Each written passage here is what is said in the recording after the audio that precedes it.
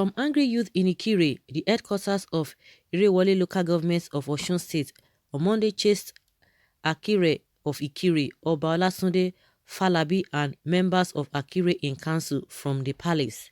It was gathered that the youth, suspected to be members of ruling houses that have been laying claim to the stools, besieged the palace around 10 a.m. when Ikire in council were said to be holding meetings. The Supreme Court had declared the position of the monarch illegal, noting that it was not the turn of Falabi to occupy the throne.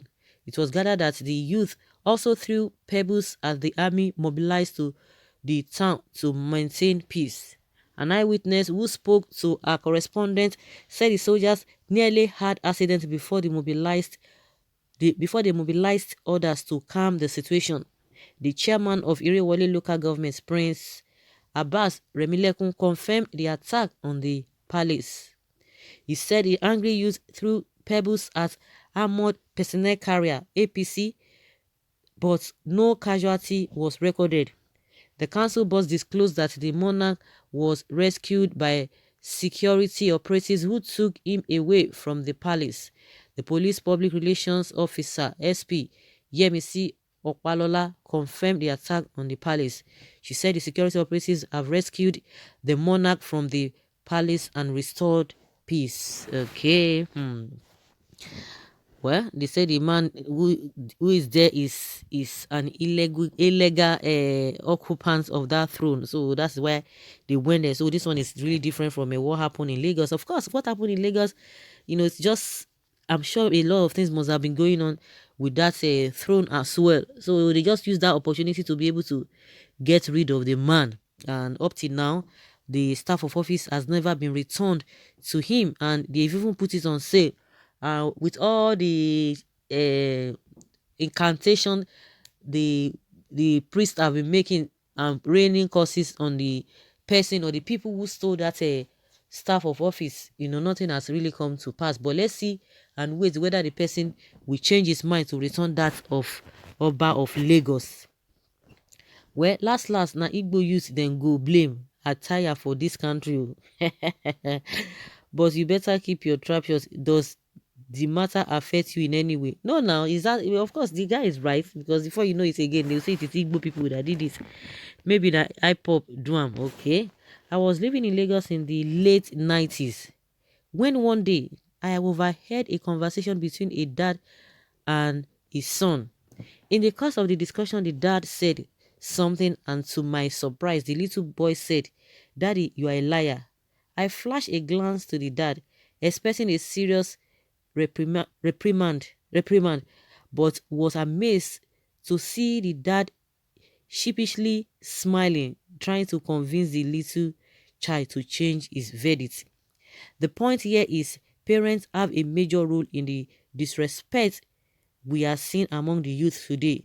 We as parents, just like the kids, had an overdose of Western movies and were mesmerized by what comes out of the unruly behaviors of children against their parents. Okay, that's what someone is trying to say here. Someone saying hungry children are rarely obedient. I piercing hunger, sir. Okay, I'm piercing hunger. I wonder where the world is heading to. Never dreamt that manners have become 10 far kobo nowadays. But what happened to the crown, the shoes and staff of office? Next you will hear is Igbos. This is serious. So the king has been there for the past 20 years. Why now? That's a serious, it's a serious thing. If he has been there for the past 20 years, so the man has been occupying that seat illegally for the past 20 years. What changed according to what this person is asking? What now changed? Someone said, I wonder. Correct, it is a good one. This zoo is having problem left, right, and center. Why kings are going, we are just looking at you people. Why is it now? For the past 20 years, the man has been there. For the past 20 years, he has been there. So what really happened? They say he's been there illegally. That is not the legal occupier or occupants of the place. This is a new Nigeria. There's no place for evil leaders. The youth are angry. The blood of innocent youth The leaders slaughtered are angry.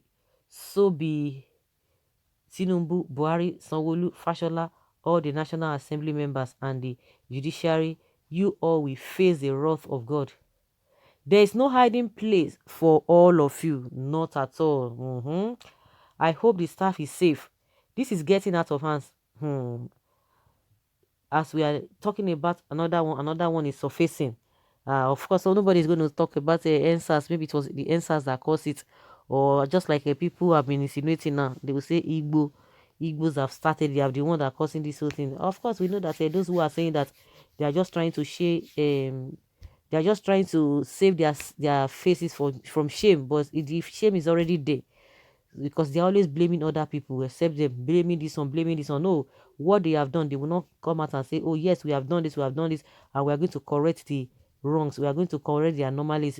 But no, it is only shifting the blames to other people. But maybe in due time or in due season, we will know the reason why these people have to do this at this time. From what we have gathered, that the man has been there for 20 years. So why now?